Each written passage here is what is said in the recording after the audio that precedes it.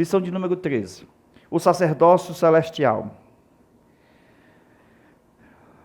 De acordo com a aula anterior, nós vamos continuar esta aula falando de alguns aspectos que não foi falado, inclusive do tópico de número 2, onde nós vamos tratar sobre o sacerdócio universal da igreja, onde vai distinguir a pedra das pedras. Então, pedra no singular e pedras no plural. Então, meus queridos, vejamos. De acordo com o tópico de número 1, ainda não estudado, o sacerdócio celestial, que tem como título do tópico 1, tem um único sacerdote, um sumo sacerdote, que é Cristo, certo? Que ele é o autor e mediador entre Deus e os homens. Então, ele nos trouxe uma nova aliança mediante o seu sangue, certo? E nós temos esse mediador entre Deus e a igreja, os homens, ok? Ele faz essa mediação através de quem? Dele mesmo. Então, Jesus, ele sendo o Cordeiro, então, este Cordeiro tanto é o mediador, ok? Como ele é o sumo sacerdote. Ele trabalha mediando entre Deus e a igreja. Então, ele mesmo é o sumo sacerdote. E ele mesmo é o sacrifício.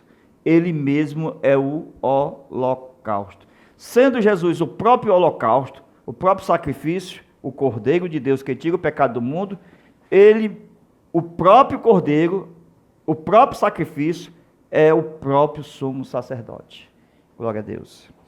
Então, meus queridos, isto nós podemos ver com base em 1 Pedro 2 e 5, que a igreja, na sua totalidade, toda a igreja, ela é constituída de sacerdotes. Só Jesus é o sumo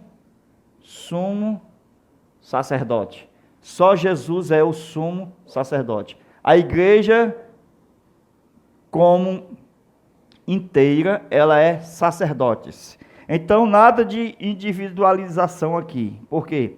Porque nós não temos cada cristão como sumo sacerdote. Então, a igreja é formada de sacerdotes. Então, particularmente, a igreja, com seus membros, ela tem sua função na casa de Deus e ela atua como igreja e não como indivíduo, ok? Embora cada indivíduo faça parte da igreja. 1 Timóteo 2 e 15 fala que Jesus é o único mediador.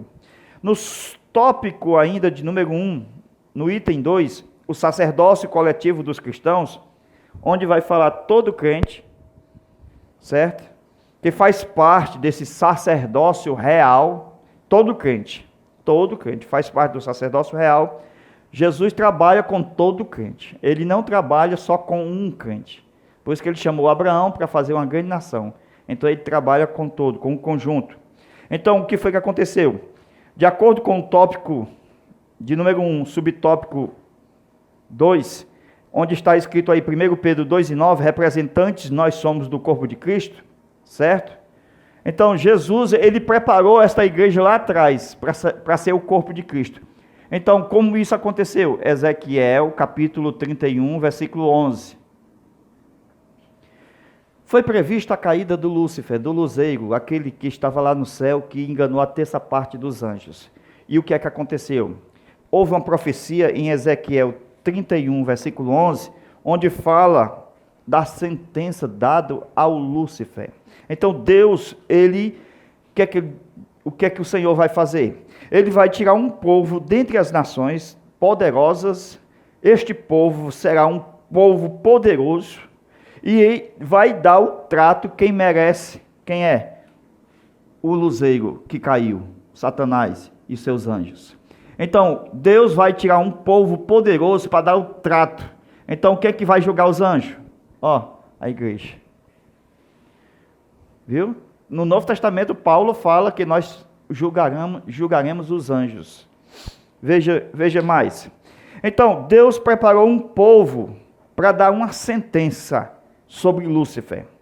Isto é o trato que ele vai merecer, porque Deus abate o soberbo, certo? Mas dá graça ao humilde. Como é que Deus vai abater o soberbo Lúcifer?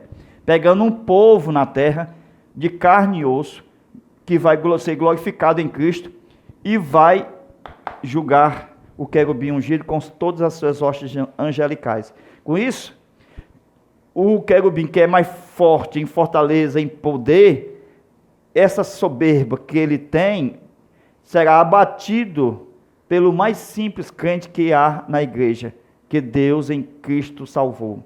Glória a Deus. Isto é, de uma forma até mesmo cruel para Lúcifer. Por quê? Porque até hoje Lúcifer, ele não aceita que um homem o vença. E Jesus o venceu. E a igreja venceu.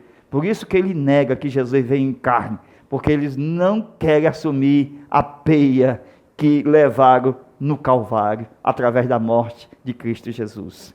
Então, o motivo da criação do povo, desse povo igreja, foi exatamente porque Lúcifer caiu junto com a terça parte dos anjos, lá no céu. Com isso, lá no céu, nós temos uma lacuna. Então, 1, 2, 3, terça parte, essa parte aqui, ó, terça parte, ficou vazia, vacante.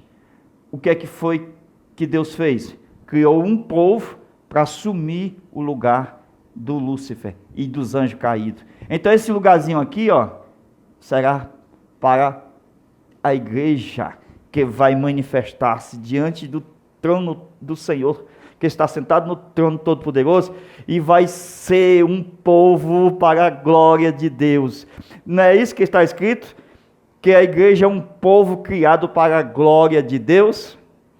Tudo foi planejado por Deus. Na hora que houvesse uma falha, está aqui um povo para assumir quem não quer dar glória a Deus. Então, o motivo da criação do povo era para substituir exatamente esse lugarzinho aqui, onde os anjos deixaram a sua habitação e deixaram de glorificar, de exaltar o Todo-Poderoso no céu, e assim este povo vai para lá e eles vêm para cá. Glória a Deus. Então, vamos lá. Então, a igreja substitui todos os anjos caídos, inclusive Satanás. A razão da eleição está escrito em Efésios 1:6. A igreja foi eleita antes da fundação do mundo. Então, lá atrás, antes da fundação do mundo. Então, antes de existir mundo, Adão, igreja, Deus já planejou este povo para exatamente assumir o lugar de quem pecasse. Isto nós podemos observar em Efésios capítulo 1, versículo 6, e nós vamos ver também essa questão de uma forma tipológica lá no livro de Ruth, lá aonde Ruth vai ser remida por Boaz. Lembra de Ruth?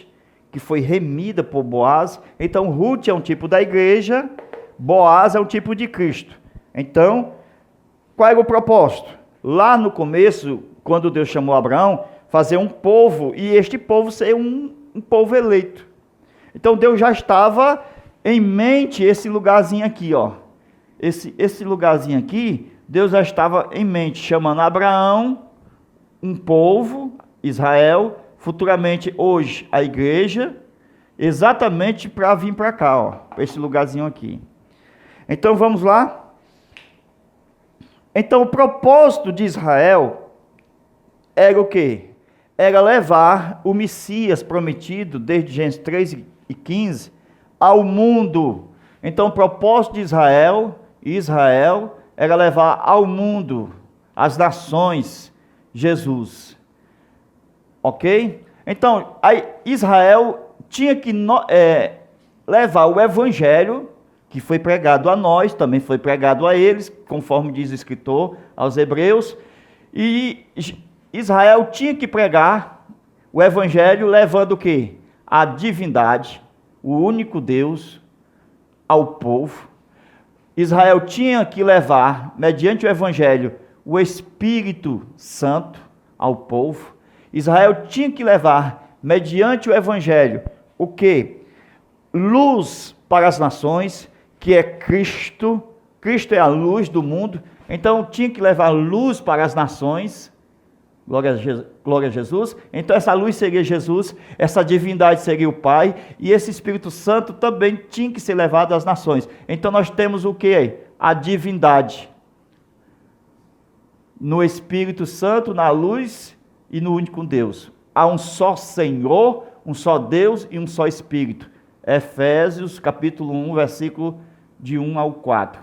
Glória a Deus. Então vejamos. O propósito era levar Jesus às nações. E o que foi que Deus queria fazer? Ele queria que a semente da mulher, em Gênesis 3:15, certo? Viesse através de Abraão. Ok? Com isso a gente percebe que quando Israel é formado um povo, a profecia de que no meio desse povo sairia quem? O Messias. Então, nos dias de Jesus, Israel como nação estava fracassada. Mas quem veio realmente solucionar o problema da humanidade? Um hebreu. Então, Deus cumpriu em Jesus, mesmo com as promessas lá atrás aos hebreus. Então, Deus tirou da nação de Israel um hebreu, Jesus da tribo de Judá, glória a Deus. Então ele tirou Jesus dos hebreus e cumpriu a sua missão, porque Jesus levou a salvação a todos os povos da terra, línguas e povos. Então, ao mundo, João 3:16. Então, Deus cumpriu em Jesus o que deveria ser cumprido em Israel, a evangelização do mundo. Glória a Deus. Então Jesus, sendo hebreu, ele cumpre cabalmente o que Deus queria fazer com a nação de Israel. Então a semente, como nação, falhou, como nação, mas a semente propriamente dita, Gênesis 3:15, é Jesus, ela não falhou, ela não pecou, e assim assumiu o lugar de Israel. Aí Jesus chama povos, línguas e tribos para ser um povo. Então, entre judeus e gentios, este povo agora em Cristo será o seu corpo, que será estabelecido sobre o mundo para a propagação do Evangelho. Então Jesus, ele resgatou o quê? O sacerdócio que estava esquecido nesse período aqui, do Levítico. No período do Levítico, estava esquecido o quê? O sacerdócio de Melquisedeque. Por quê? Porque eles não levaram, ou seja, eles não subiram ao monte para receber o sacerdócio superior. Então o sacerdócio levítico foi uma emergência, foi emergencial, por isso que ele é menor, porque ele não alcança todos, ele só veio para uma nação, para Israel. Ele veio trabalhar só em prol de uma nação. Então, por isso que ele é menor. Mas o alcance universal do mundo inteiro, ele é maior. Maior. Por quê? Porque ele vem lá atrás das promessas de Deus para com o mundo. Abraão, em ti serão benditas todas as famílias da terra. Então, o sacerdócio é maior, porque alcança todos. Então, como Jesus chegou aqui na história, ele veio verdadeiramente cumprir o que estava esquecido no povo de Israel, que era esse sacerdócio aqui. Foi restabelecido em Cristo, o nosso mediador entre Deus e os homens. Para isso, esse sacerdócio tinha que vir por um homem. Este homem tinha que ter carne, porque ele tinha que se compadecer, como diz o escritor aos Hebreus, das nossas fragilidades, das nossas dores. Então, esse sumo sacerdote, Jesus Cristo, nosso Senhor, ele tinha que ser homem, ele não poderia vir mais como anjo, ele não poderia vir mais como rocha, nem como nuvem, nem como água, nem como fogo. Por quê? Porque Jesus veio trazendo a última revelação, que é o homem. Qual é a última revelação? Jesus Cristo encarnado. Hebreus capítulo 1, versículo 1. Havendo Deus antigamente falado por anjo, por rocha, por nuvem, por água, por fogo, agora nos falou por um homem, pelo seu Filho. Glória a Deus. Então, esta revelação é a última e definitiva. Jesus sempre continuará sendo um homem. Por isso que Paulo ainda diz que quando Jesus subiu ao céu, ele é o nosso mediador entre Deus e os homens, Jesus Cristo, homem. Ele ainda dá uma cutucadazinha para dizer, isso aqui passou. Jesus não vem mais como anjo, Jesus não vem mais como rocha, ele agora é homem, Jesus Cristo homem. Ele garantiu o que a lei, os salmos e os profetas requeriria, isto é, a justiça divina, que por um homem entrou o pecado, então por um homem o pecado vai ter que sair. Então Cristo satisfez a justiça divina nesse quesito. Glória a Deus. Então o elemento do reino de uma forma física estará com Israel no milênio. E o reino de Deus de uma forma espiritual está hoje de uma forma atuante na igreja. Ok? Isso é maravilhoso. Por quê? Porque Apocalipse 5:10 diz o seguinte: fizeste para Deus reis e sacerdotes, e eles reinarão sobre a terra. Então, nós vamos encontrar com o povo de Israel na vinda de Cristo. A igreja vai descer, e no milênio, a igreja vai estar na cidade, sobre a terra, aonde Israel é quem vai ser o governo físico. E a igreja, o governo espiritual, sobre a terra. Glória a Deus. Que coisa linda, né? Jesus cumprindo tudo. Céus e terra sendo a mesma grei no milênio. Então, meus queridos amados irmãos, Israel ficará com o elemento físico do reino. E será o mesmo sacerdócio, o de Melquisedeque. E a igreja será a principal ou o principal elemento deste reino, mas de uma forma espiritual. Mas também, por tratar de ser espiritual, não quer dizer que ela não funcione de uma forma literal na terra. Ela funcionará os dois, espiritual e físico. Então a igreja tem essa capacidade. Por quê? Porque quando Jesus ressuscitou, ele continuou sendo corpo. Ele disse para Tomé: toque em mim, veja que eu tenho um corpo, eu tenho carne e tenho osso, mas de uma forma espiritual. Então, depois da ressurreição ou arrebatamento, a igreja terá um corpo espiritual humano. Glória a Deus. Então ela tem um acesso ao céu e também terá um acesso à terra. Glória a Deus. Por isso que o reino será um reino literal. Mas Jesus, para resolver toda essa questão, ele veio como homem. Então ele teve que, no coração do Pai, sair o verbo divino, João 1:1, João 1:14, aonde Jesus viria como Emanuel, João 1:18, do seio do Pai.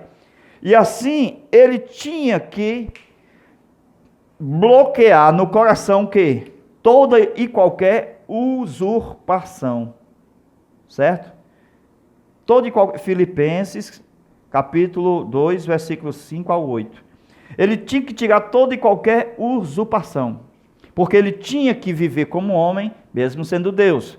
Tinha que viver como homem, fazendo as obras de Deus, cheio do Espírito Santo, como nós somos hoje. Então ele tinha que entregar a divindade, sendo Deus, aos pés do Pai. Então, quem fazia as obras no homem? Jesus, o Espírito Santo. Glória a Deus. Porque quando ele fosse morrer lá na frente, Satanás não tinha como ganhar, o acusando, dizendo que foi Deus quem morreu. Porque se Jesus usasse a divindade, ele ia acusar aqui. Como Jesus foi homem e abriu mão da divindade que ele é, que ele tem, certo? Fazendo com que não houvesse uma usurpação, embora fosse Deus. O que é usurpação? É arrancar, é tirar com violência aquilo que não é dele. Ou seja, mesmo sendo homem, ele não usou das prerrogativas divinas para curar, para salvar. Glória a Deus. Ele não usou as prerrogativas divinas. Quem usava as prerrogativas divinas era o Espírito Santo na sua vida. É como um rei que em determinado lugar ele não pode usar as suas prerrogativas de rei. Então, Jesus esvaziou-se das suas prerrogativas divinas e veio como servo e como homem, e assim ele morreu. Então o diabo não tem como acusar, ele não tem como dizer, foi um teatro, foi uma cena teatral. Não, o diabo ele cai por terra porque Jesus morre como homem e não como Deus. Glória a Deus. Então, meus queridos, vejamos. No tópico de número 2, vai falar sobre o sacerdócio universal da igreja. A pedra como fundamento da doutrina cristã. A revelação de Cristo como a pedra. Se lembra que quando, lá em Mateus, no Evangelho, quando Jesus fala para Pedro que tu és... Pedro disse o seguinte, antes, tu és o Cristo, filho do Deus vivo. Jesus disse, não foste a carne nem o sangue que revelou, que tu revelou, mas meu Pai que está no céu. Por isso te digo que tu és, por isso te digo, sobre esta pedra edificarei a minha igreja. Sobre esta pedra. A pedra que faz muita confusão entre católicos e protestantes há muito tempo, nos católicos diz que é o Pedro, que é o Papa, que é Pedro. Diz que a pedra é Pedro. A igreja protestante, por muitos anos, diz que é Jesus. Mas veja, é Jesus, mas é antes a revelação de Jesus. Não é só Jesus, é a revelação de Jesus. Porque Jesus é conhecido por todos. Até os ateus conhecem Jesus, eles sabem que Jesus existiu. Mas a pedra é a revelação de Jesus. Por isso que Pedro diz, tu és o Cristo, filho do Deus vivo. É a revelação. Aonde a igreja está alicerçada. Por isso que o crente, o pastor, o líder, o mestre, ele tem que ter revelação da palavra. Ele tem que ter revelação. Não é só falar o que está escrito. Ele tem que mostrar o significado dos textos. E Deus vai te dando revelação no texto. Não é dizer que, está descendo, não. É no texto. Revelação do texto. Glória a Deus. Então, a revelação é que é a pedra. A revelação de Cristo. Muitos estão falando de Jesus, mas não tem revelação de Jesus. Glória a Deus. Então, no Salmo 118, versículo 22, a pedra servia para medir. Viu? Deixa eu fazer aqui, ó. Jesus é a pedra de esquina, a principal de uma construção, onde esta pedra servirá na mão do construtor para guiar as outras pedras, para que haja uma construção de pedras vivas sobre a pedra principal. Só que esta pedra principal, ela não estará... Vamos fazer o desenho? Vamos lá. Ó, a pedra é para medir, para demarcar os ângulos. Então, numa construção, eu tenho uma pedra principal. Isto na antiguidade era usada essa pedra aqui, ó. Esta pedra principal ficava na esquina, por quê? Porque tinha essa esquina aqui, ó, ia fazer pedra para cá, ó, na construção, e pedra para cá, ó. Então veja, ó, certo? As outras pedras vinham guiadas por essa pedra principal aqui, ó. Essas pedras vinham guiadas. Então, vocês vão ver um segredo aqui, ó. Então, todas as outras pedras, elas vinham, certo? Mediante a pedra de esquina. Tanto ela servia para cá, como ela servia para cá. Então, essa pedra de esquina era a pedra principal. Por isso que o construtor, Deus, enviou Jesus para fazer o quê? Uma construção de um tabernáculo. A igreja é essa construção. Então, Jesus é esta pedra de esquina. Só que esta pedra de esquina aí, vamos ver aqui mais alguma coisa, ó. Ela servia para demarcar os ângulos. E assim ela se via na mão do arquiteto, o pai, Jesus como o quê? Um esquadro. Lembra do esquadro que é usado na construção para deixar tudo nas medidas, nos seus padrões? Então o esquadro ele serve para o quê? Ó, aqui o esquadro, ó. O esquadro é isso aqui, ó. Então a pedra tem esse formato de um esquadro, que ele serve para deixar realmente de acordo com o ângulo demarcado. Então, ele está na mão do Pai. Jesus é essa pedra angular. Os construtores rejeitaram essa pedra. É a pedra principal da construção de Deus. Então, isto de uma forma tipológica, isto aqui é a igreja.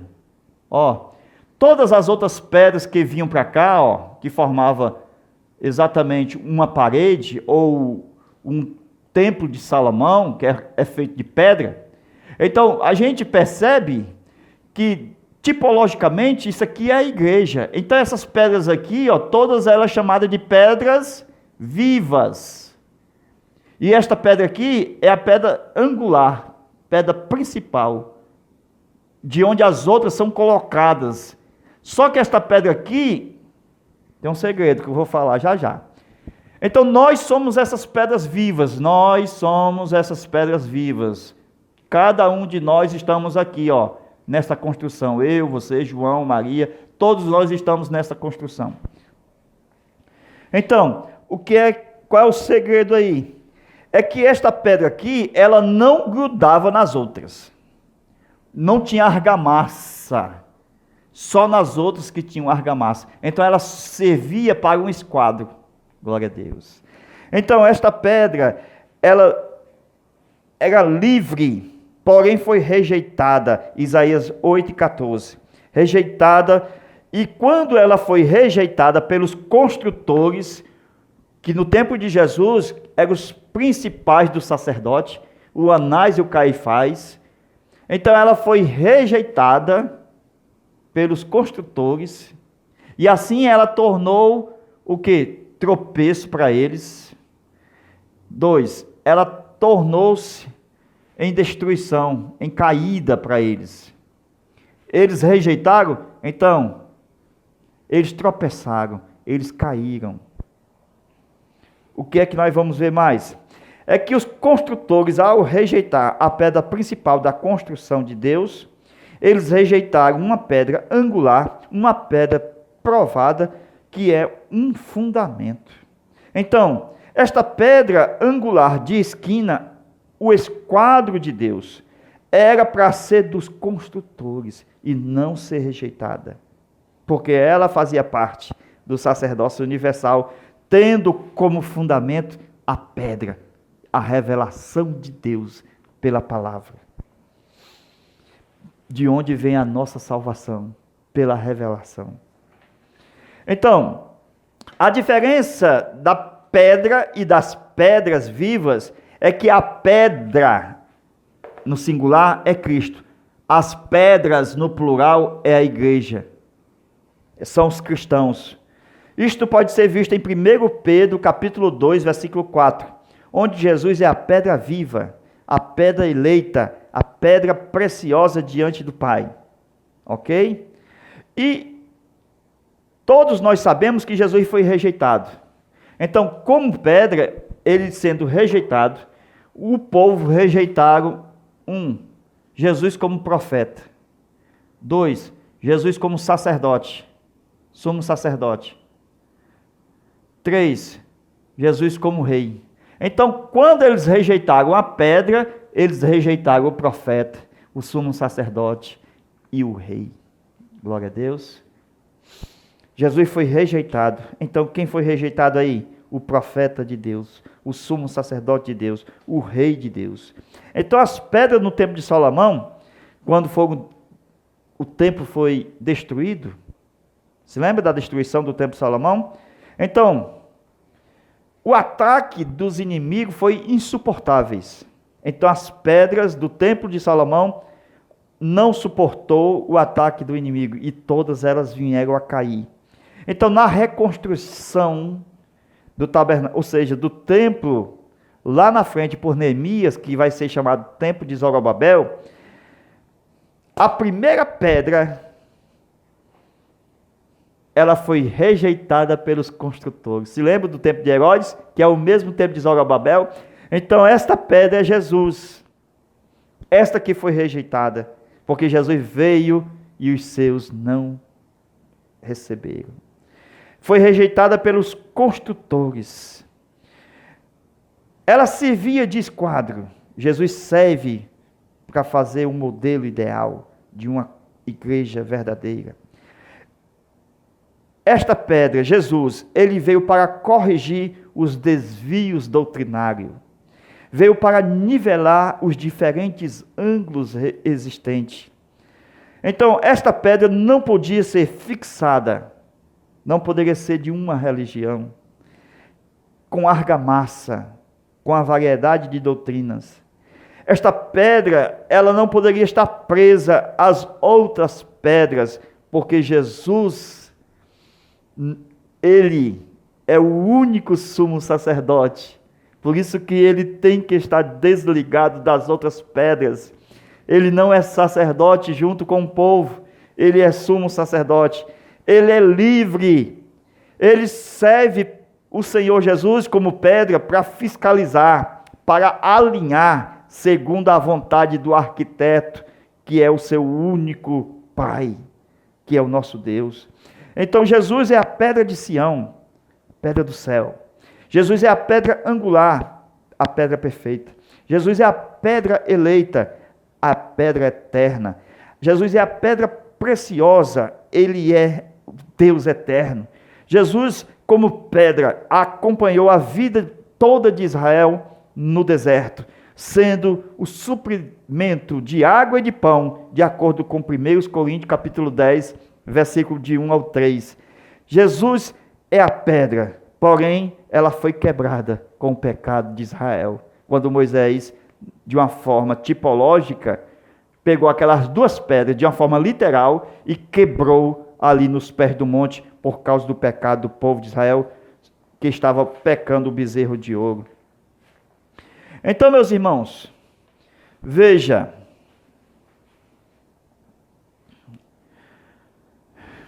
esta pedra, que é uma construção, aonde nós somos o templo de Deus, onde devemos oferecer sacrifícios de louvor a Deus.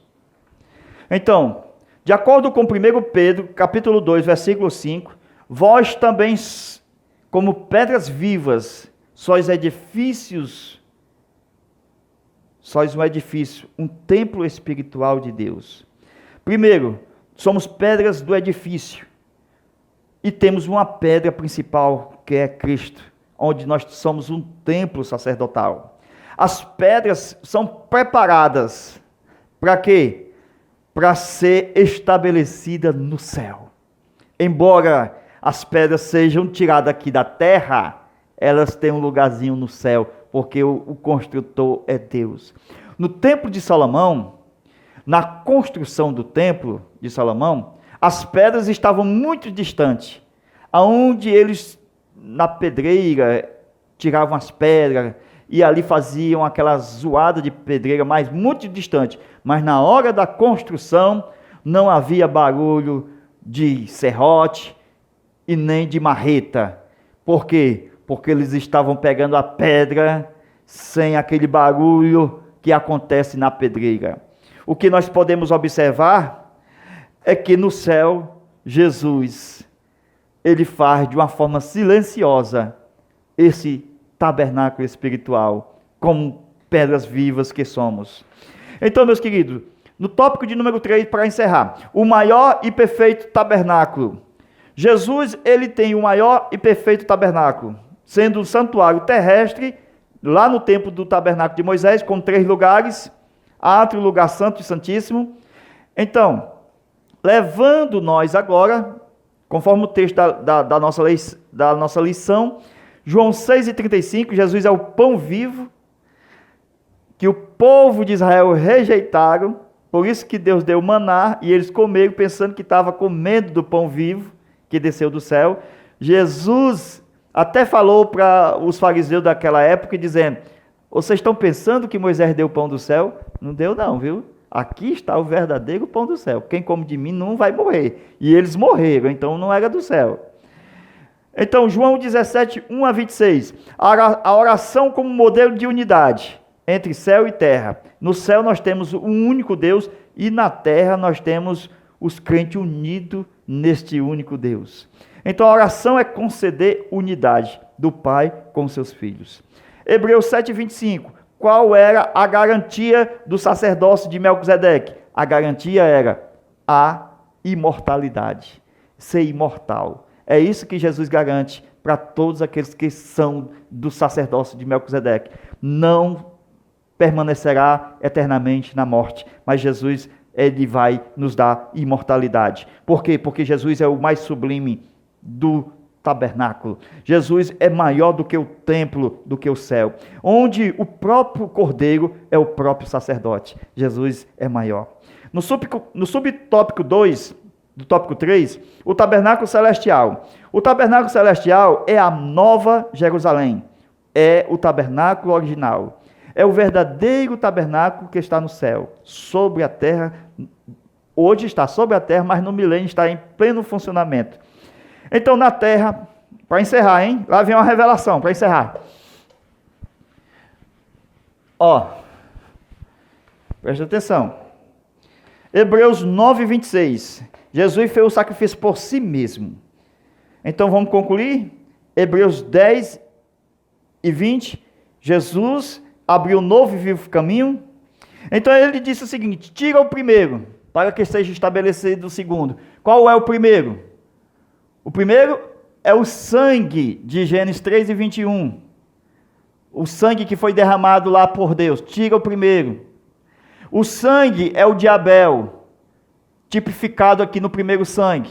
Porque o sangue de Jesus fala melhor do que o de Abel. Então tira o primeiro aí do tabernáculo celestial. O primeiro sangue, que há muito tempo estava gritando, porque o sangue clamava. Então, de tão rouco que estava clamando, o sangue de Jesus Cristo clama melhor, porque o de Abel já estava rouco de tanto clamar. Glória a Deus. Então, com isso, a gente percebe, meus irmãos, que o sangue de Jesus, ele veio exatamente, definitivamente, estar no santuário celestial, e os anjos ouviram uma voz dizendo, este sangue clama melhor. Os anjos disseram, este sangue clama melhor, glória a Deus, do que o próprio sangue de Abel. E o Pai disse, por isso eu faço uma nova aliança mediante esse sangue. Glória a Deus, uma nova aliança, um novo testamento, feito por Deus mediante o sangue de Jesus. Eu e você estamos nessa aliança. Nós estamos na aliança do Cordeiro. Estamos ligados com Deus através da aliança do sangue de Jesus. Então, concluindo, o que é isso aqui? Quantos céus estão na Bíblia? Você já viu quantos céus? Paulo foi até o terceiro céu. Se tem o terceiro céu, é porque tem o primeiro céu, segundo céu. Qual é o primeiro céu? Quando a Bíblia diz, as aves do céu. A Bíblia não fala? As aves do céu? Depois a Bíblia fala sobre o segundo céu. Qual é? As estrelas do céu. Não fala? Então não é o mesmo céu, porque as aves não vão para cá, e nem as estrelas vêm para cá. Então são dois céus diferentes. Depois nós temos o terceiro céu, onde nós temos o trono de Deus, onde Paulo foi. O trono de Deus está lá, no terceiro céu. Então Paulo pregou no terceiro andar. Paulo pregou no terceiro andar. Se lembra? Que caiu o menino da janela? O Eutico. Então veja aí, o que é que nós temos aqui, Jesus morreu aqui no átrio. Lembra da morte de Jesus? Aqui na terra, Então, primeiro céu das aves. Então Jesus morreu aqui, O que é que eu posso ver? Se eu tenho a terra aqui, Jesus morreu suspenso. Os pés dele não estavam na terra. Com isso, Jesus morreu, representando, se lembra? O gado miúdo, o gado graúdo e as aves. Primeiro céu, representando aqui o átrio. O segundo céu representando o lugar santo. O terceiro céu representando o quê? O Santíssimo. Vejamos. Então, as estrelas dos céus representando quem? Os anjos. E aqui representando o nosso Deus. Por isso que você lê Hebreus 12, 22 a 24, chegaste ao monte Sião, a Deus, a Jesus, ao sangue da nova aliança, aos anjos, glória a Deus, porque os anjos eles têm, esse movimento, eles têm o movimento do trono, eles trabalham em movimento, os anjos de Deus trabalham sobre o trono, por baixo do trono, são as estrelas do céu, glória a Deus. Então Deus em Cristo vos abençoe. Vamos agora para mais um propósito, que é abraçar o nosso terceiro trimestre. Que Deus em Cristo vos abençoe. Estamos aguardando cada um de vós está conosco, somando aí nesse terceiro trimestre. Vocês que nos ajudaram financeiramente nesse trimestre, muito obrigado a você e a todos. E vamos partir para a frente. Você pode fazer uma doação mensal, ou bimestral, ou trimestral. Deus te abençoe. O meu desejo é que você nos abençoe. E vamos continuar esse barco para a glória de Deus. Deus em Cristo abençoe todo o seu ministério, todo o seu trabalho pastoral, ministerial, congregacional, espiritual, físico. Deus seja contigo, missionário, missionária. Deus seja contigo, pastor, líder, mestre, obreiro da casa do Senhor, professor. Então, Deus seja contigo. Em nome de Jesus, eu peço a bênção de Deus sobre a sua vida para a glória de Deus. E vamos lá, continuando mais um novo trimestre. Louvado seja o nome do Senhor para sempre, por tudo e por todos. Amém? Deus em Cristo abençoe. Até lá, se Deus quiser, com um novo trimestre. Amém.